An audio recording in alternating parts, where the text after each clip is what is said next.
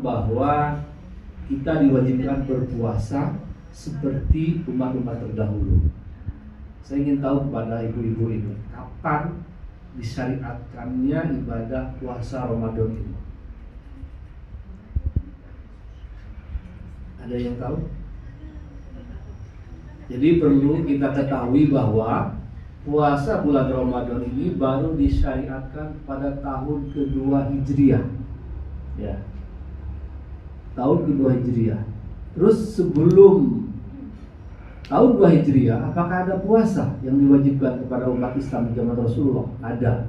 Itu tradisi puasa-puasa syariatnya para nabi terdahulu. Yang kita tahu sekarang menjadi puasa sunnah. Yang pertama adalah puasa Ayyamul Baid. Puasa 13, 14, 15 setiap bulan Hijriah. Kemudian puasa Asyura 10 Muharram dan puasanya Nabi Daud. Itu puasa-puasa yang dilaksanakan oleh Nabi Rasulullah dan para sahabat sebelum disyariatkannya puasa Ramadan tahun 2 Hijriah. Dan kita tahu pada tahun 2 Hijriah itu terjadi peristiwa yang di situ disebut Al-Furqan, pembeda antara hak dan yang batil, yaitu perang Badar. Dan perang Badar pun terjadi di bulan Ramadan. Jadi ini suatu hal yang sangat luar biasa. Pertama kali disyariatkan ibadah puasa di tahun 2 Hijriah, dan saat itu juga terjadi perang Badar. Kita tahu bahwa di situ kaum muslimin berjumlah kurang lebih 300 melawan kurang lebih 1000 tentara kaum kafir Quraisy, dan di situ kita memperoleh kemenangan. Itu yang pertama dari sudut pandang yang pertama dari ayat 183. Yang kedua, kita tahu bahwa tujuan, goals, result dari puasa kita adalah al-muttaqin, bertakwa, takwa. Kita sudah tahu bahwa takwa itu hakikatnya adalah bagaimana kita menghadirkan Allah Subhanahu wa taala dalam kehidupan kita. Bagaimana kehadiran Allah itu? Dengan kita merasakan kehadiran Allah dalam hidup kita, kita merasa diawasi oleh Allah, kita akan selalu berusaha senantiasa melaksanakan ketaatan kepada Allah dimanapun berada. Dan kita pun akan senantiasa takut, khawatir, malu melakukan kemaksiatan kepada Allah Subhanahu wa taala. Itulah hakikat takwa. Kita merasa diawasi, muraqabah oleh Allah Subhanahu wa taala, sehingga kita akan senantiasa melakukan ketaatan dan menjauhi kemaksiatan. Walaupun sekali kita pasti terjatuh dalam dosa, dan disitulah pintu taubat, pintu ampunan Allah terbuka. Salah satu menggapai takwa di bulan suci Ramadan ini adalah dengan membaca tilawah Al-Quran. Kenapa? Kita tahu bahwa bulan Ramadan ini sering disebut dengan Syahrul Quran.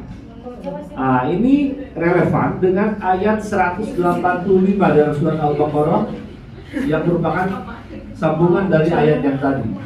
A'udzubillahi minasyaitonirrajim. Syahrul Ramadana unzila fihil Qur'an hudal linnas wa bayyinatin minal huda wal furqan.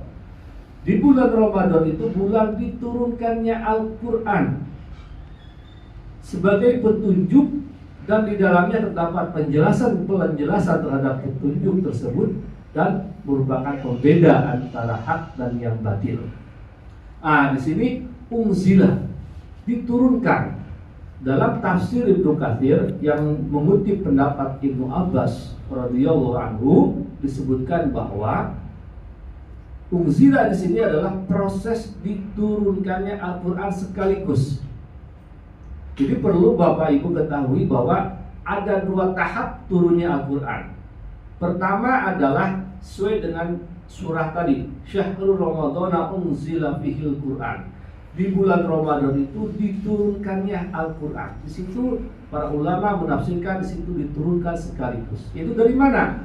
Dari Lauhil Mahfuz ke Baitul Izzah. Apa Lauhil Mahfuz itu? Lauh itu artinya lembaran-lembaran yang berisi tulisan, mahfuz artinya yang terpelihara. Jadi Lauhul Mahfuz adalah tempat di mana Allah menuliskan segala hal terkait alam raya ini. penciptaannya, kemusnahannya, rizki, jodoh, mati semua tercatat di situ. Sampai daun yang jatuh pun tercatat di situ. Yang terpelihara di situ malaikat, setan tidak bisa mencuri informasi di Lauhil Mahfuz. Termasuk di Lauhil Mahfuz juga di situ ada kalamullah Al-Qur'an yang diturunkan sekaligus ke Baitul Izzah. Apa itu Baitul Izzah? Itu langit dunia. Di mana dalam langit itu, dalam hadis itu ada dua langit. Ada dua baitul, yaitu Baitul Ma'mur dan Baitul Izzah. Kalau Baitul Ma'mur itu dalam hadis Bukhari Muslim disebutkan bahwa itu tempat sholat yang para malaikat, di mana setiap hari 70.000 malaikat sholat di situ tidak kembali lagi, tidak keluar lagi dari Baitul Ma'mur. Dan yang kedua adalah Baitul Izzah, itu langit dunia. Nah, itulah peristiwa turunnya Al-Quran sekaligus, yaitu di bulan Ramadan. Nah, saya nanya kembali, kapan Al-Quran itu pertama turun dari langit dunia Baitul Izzah pada Rasulullah? Kita tahu bahwa yang pertama turun adalah surat Al-Alaq, 5 ayat. Dan itu peristiwanya terjadi pada saat usia Rasulullah, usia menjelang 40 tahun. Itu pada peristiwa Rasulullah berkholwat kontemplasi di Gua Hiro di Jabal Nur. Disitulah turun ayat pertama, surat pertama itu surat Al-Alaq 1 sampai dengan 5. A'udzubillahi minasyaitonirrajim. Iqra bismi rabbikal ladzi khalaq, khalaqal insana min 'alaq. Iqra wa rabbukal akram alladzi 'allama bil qalam, 'allamal insana ma lam ya'lam. Nah, itulah peristiwa turunnya Al-Quran dari langit dunia Baitul Izzah kepada Rasulullah. Yang proses turun yang kedua ini berlangsung kurang lebih 23 tahun, di mana 12 tahun kurang lebih itu turun di Mekah yang kita mengenal dengan surat-surat Makkiyah, dan nanti kurang lebih 10 tahun lebih turun di Madinah yang sering kita sebut dengan surah-surah Madaniyah. Itu dua tahap proses turunnya Al-Quran. Kemudian kita tahu bahwa ibadah puasa itu disyariatkan tahun 2 Hijriah. Tapi tadi disebutkan bahwa Al-Quran ini diturunkan sekaligus di bulan Ramadan. Perlu Bapak Ibu ketahui, saya pernah membaca dalam buku Sejarah Puasa karya Ahmad Sarwat LCMA, disebutkan bahwa bulan-bulan yang ada dalam kalender Hijriah itu udah ada sejak zaman dulu sebelum Rasulullah lahir, yaitu sejak kurang lebih abad ke-4 Masehi, di mana para suku di suku Quraisy bersepakat untuk menentukan keseragaman 12 bulan. Jadi istilah Ramadan, kemudian istilah Muharram, Zulqa'dah, Zulhijjah itu sudah ada sejak dulu. Hanya baru di masa Khalifah Umar bin Khattab di situ disepakati penanggalan kalender Hijriah sebagai pengganti dari kalender Masehi. Jadi peristiwa turunnya Al-Quran sekaligus itu betul terjadi di bulan Ramadan dan di malam Lailatul Qadar. Kita tahu dalam surat Al-Qadar, a'udzubillahi minasyaitonirrajim, inna anzalnahu fi lailatul qadr. Sesungguhnya Al-Quran itu diturunkan di malam kemuliaan, itu di malam Lailatul Qadar. Antara surat Al-Baqarah 185 dengan surat Al-Qadar ini saling menguatkan, saling berhubungan. Tadi dalam Al-Baqarah syahrul ramadhana unzila fihil Qur'an, bahwa di bulan Ramadan itu diturunkannya Al-Quran, dan dalam surat Al-Qadar dikhususkan lagi bahwa proses turunnya Al-Quran dari Lauhil Mahfuz ke Baitul Izzah itu terjadi dalam peristiwa Lailatul Qadar, itu di 10 malam terakhir di bulan Ramadan. Kemudian kenapa di Indonesia ada tradisi perayaan Nuzulul Quran setiap tanggal 17 Ramadan? Setelah saya coba cari berbagai sumber, apa dasar dari peringatan Nuzulul Quran itu 17 Ramadan? Saya menemukan sumber di online, disebutkan bahwa para ulama beristihad mengambil salah satu pendapat bahwa peristiwa turunnya surat Al-Alaq 1-5 dari Baitul Izzah langit dunia melalui malaikat Jibril pada Rasulullah di Gua Hira itu terjadi pada tanggal 17 Ramadan. Jadi perayaan Nuzulul Quran di Indonesia setiap tanggal 17 Ramadan itu mengambil salah satu pendapat dari para ulama bahwa 17 Ramadan itu adalah peristiwa turunnya Al-Quran surat Al-Alaq ayat 1 sampai dengan 5. Karena kalau tadi proses turunnya Al-Quran dari Lauhil Mahfuz ke Baitul Izzah yang sekaligus itu terjadi di malam kemuliaan, malam Lailatul Qadar, di 10 hari terakhir di bulan Ramadan. Jadi kalau kita memahami peristiwa nuzul Quran 17 Ramadan dan surat Al-Qadar dan surat Al-Baqarah 185, di situ tidak ada pertentangan. Di situ saling melengkapi, menjelaskan dengan konteks yang berbeda masing-masing. Kemudian Bapak Ibu sekalian, bagaimana kita menghidupkan bulan Ramadan ini dengan sebagai syahrul Quran, bulannya Al-Quran.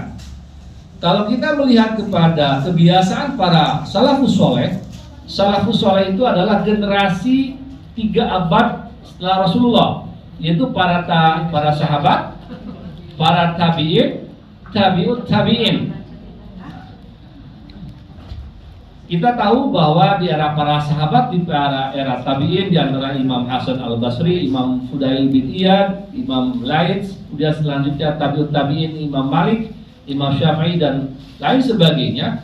Kebiasaan para salafus saleh itu di bulan Ramadan adalah fokus mereka mentadaburi Al-Quran. Mereka meninggalkan majelis-majelis taklim, majelis-majelis hadis untuk fokus. Walau Imam Syafi'i dalam satu hari satu malam bisa khatam Al-Quran lebih dari 5 kali.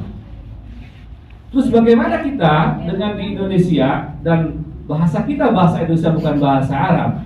Apakah kita full memfokuskan di Ramadan untuk membaca Al-Quran dengan tidak bertalim? Tidak demikian. Kenapa? Para salafus saleh pada saat itu beliau fokus mengkhatamkan Al-Quran karena mereka dengan membaca Al-Quran pun mereka sudah memahami isi kandungan Al-Quran. Mereka sudah mengamalkan isi kandungan Al-Quran. Sedangkan kita membacanya saja sudah bagus. Kenapa? Untuk proses mentadaburi Al-Quran itu perlu proses yang sangat-sangat panjang, tidak mudah. Saya sedikit bercerita Bapak Ibu sekalian, bahwa kita tahu salah satu mukjizat Al-Quran itu adalah membacanya pun bernilai ibadah, yaitu satu huruf bernilai 10 kebaikan. Tapi kalau kita hanya sekedar membaca Al-Quran, apakah kita akan merasakan kelezatan mukjizat Al-Quran? Saya yakin tidak akan merasakan. Kenapa? Karena kelezatan mukjizat Al-Quran itu baru dirasakan pada saat kita memahami isi kandungan Al-Quran.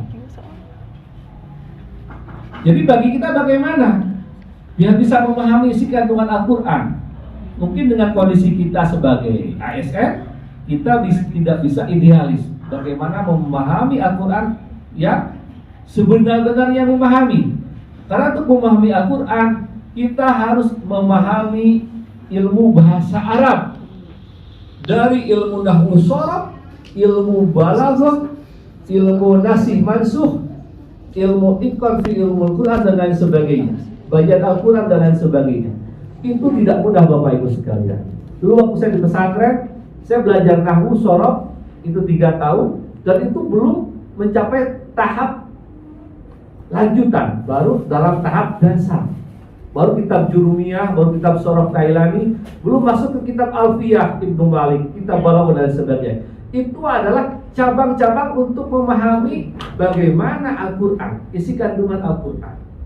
Kemudian selain ilmu sorof, ilmu nahwu, ada ilmu tafsir, ilmu hadis. Itu bagian dari bagaimana kita menafsirkan Al-Quran dengan hadis.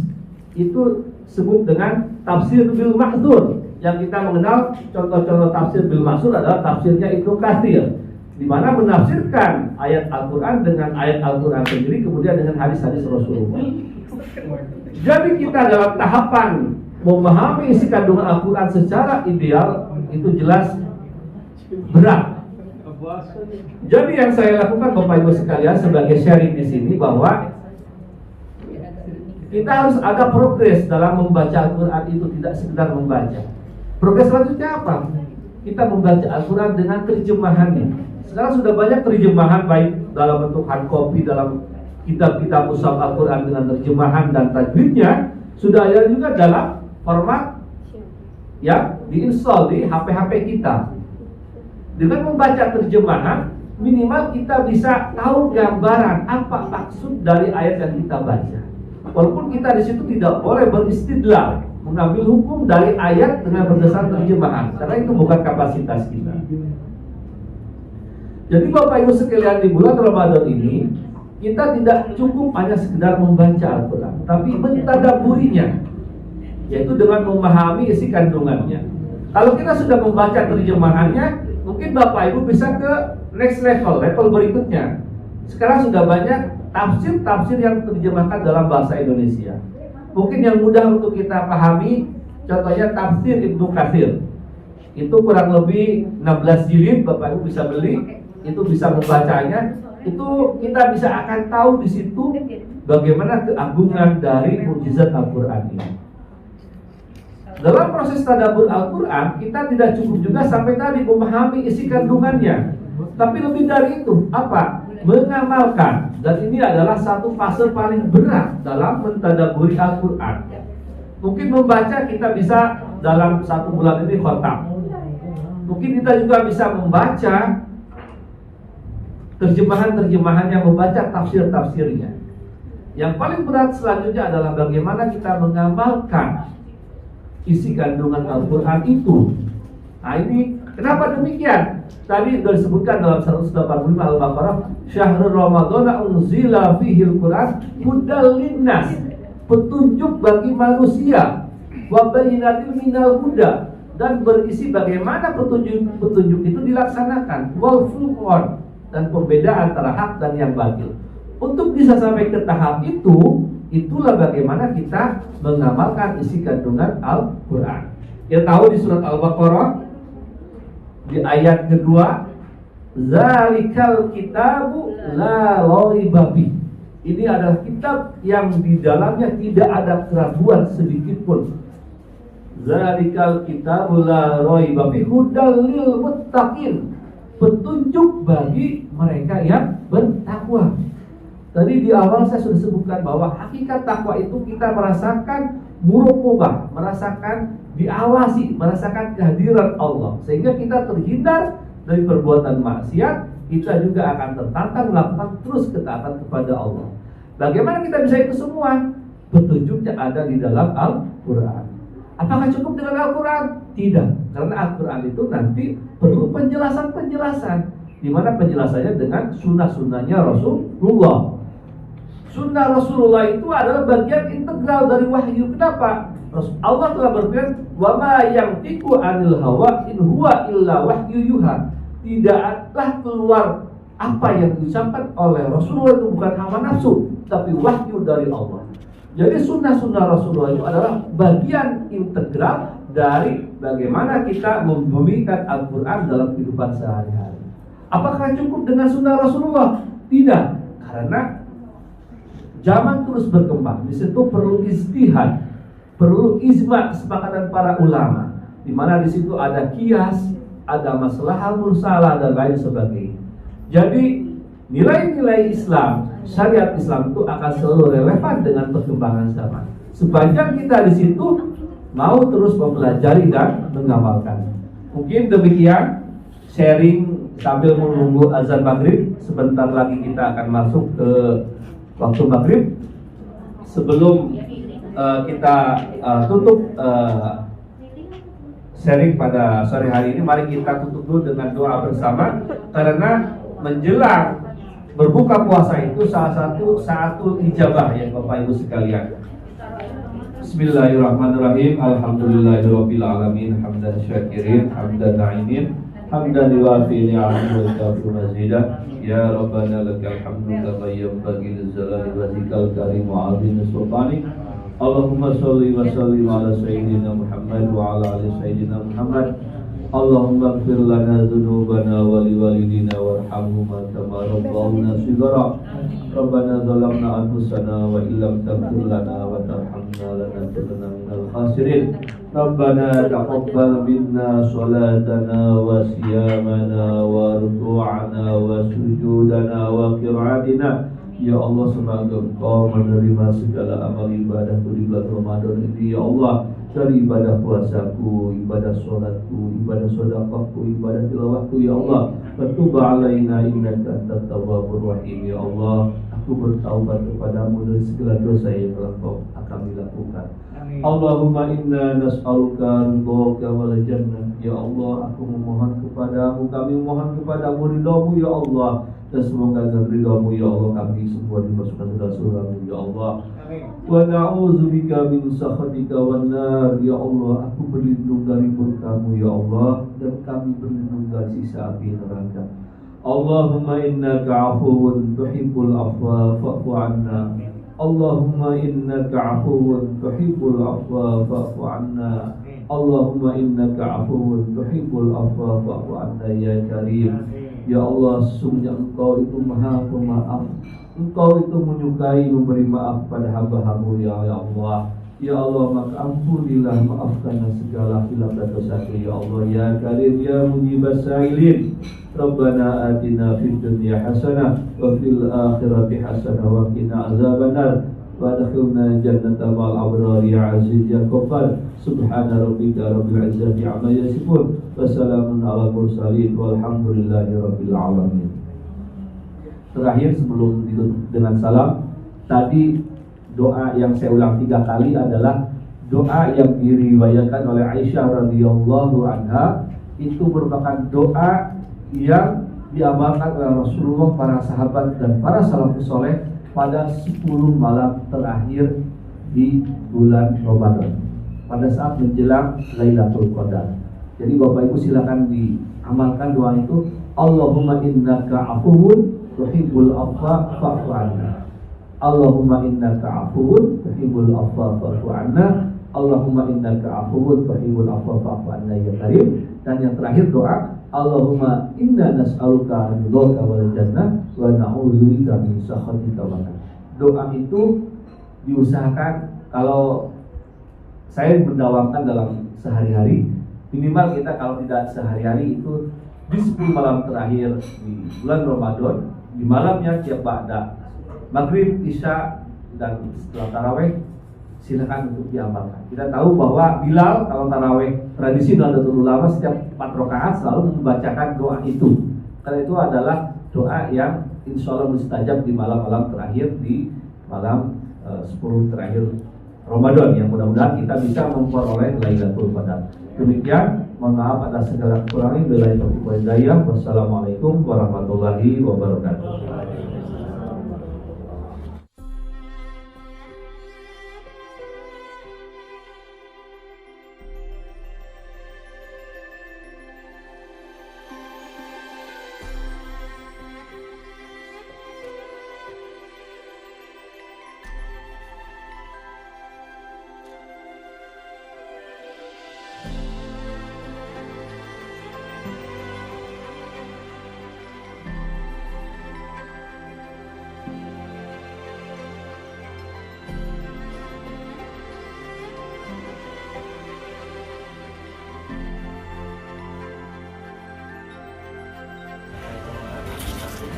Dari Gayo, Ece kopi robusta.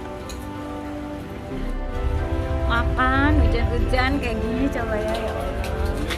Berasa di mana ini? Makan rokok hujan. Kopinya yang nggak ada ya? Sebenarnya ada sih, nggak ada yang bikin aja. Ini dulu lah, direndam dulu. Direndam tuh baru digoreng. Di YouTube ada.